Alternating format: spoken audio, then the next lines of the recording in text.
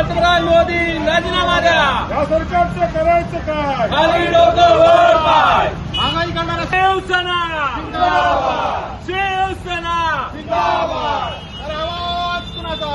शिवसेनेचा, अरे आवाज कुणाचा? शिवसेनेचा गॅस दरवाढ करणाऱ्या सरकारचा निषेध असो, पेट्रोल डिझेल दरवाढ करणाऱ्या सरकारचा निषेध असो। अरे कहा गए, कहा गए? अच्छे दिन कहाँ गए, अरे कहा गए, कहा गए? अच्छे दिन कहाँ गए, अरे कहा गए, कहा गए? अच्छे दिन कहाँ गए, अरे कहा गए, कहा गए? अच्छे दिन कहाँ गए। नाही. घेतल्याशिवाय राहणार नाही। पेट्रोल डिझेल दरवाढ करणाऱ्या सरकारचा निषेध असो, तुम आगे बढ़ो। हम तुम्हारे साथ हैं। कहा गए, कहा गए? अच्छे दिन कहाँ गए, कहा गए, कहा गए? अच्छे दिन कहाँ गए।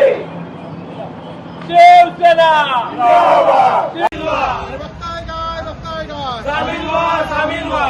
पेट्रोल दरवाढीमध्ये कंबरड्या मोडणाऱ्या सरकारचा निषेध असो, पेट्रोल दरवाढीमध्ये कंबरड्या मोडणाऱ्या सरकारचा निषेध असो।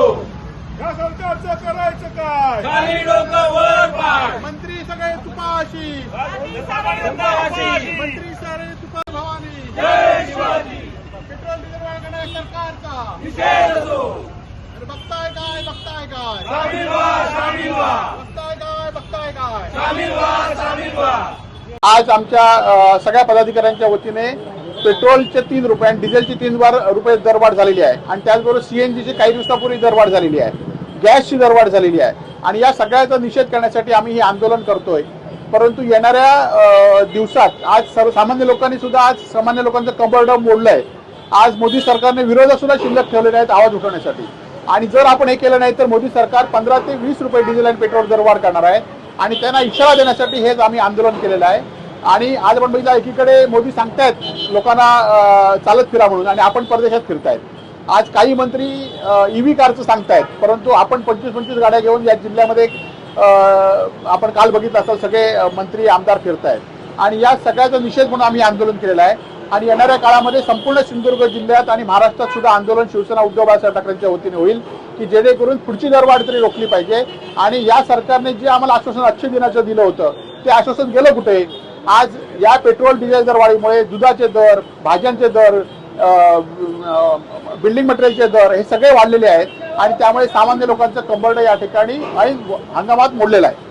आपण बघितलं आपण काल ईव्ही कारचे एकाच मंत्र्याकडे 2 मंत्र्याकडे एकाच नंबरच्या ईव्ही कार होत्या आणि आज कालच या जिल्ह्यामध्ये आमदार, खासदार आणि पालकमंत्री होते 25-25 गाड्या घेऊन फिरत होते आणि त्यामुळे मोदींच्या ह्याला कसं आठवलं आणि आपण आशिष शेलारने बघितलं असेल त्याची खिल्ली उडवली आहे। त्यामुळे लोक खिल्ली उडवत आहेत, आपण परदेशात जात आहेत आणि लोक रस्त्यावर आता लोकांचा उद्रेक कधीतरी या भविष्यात या ठिकाणी होईल।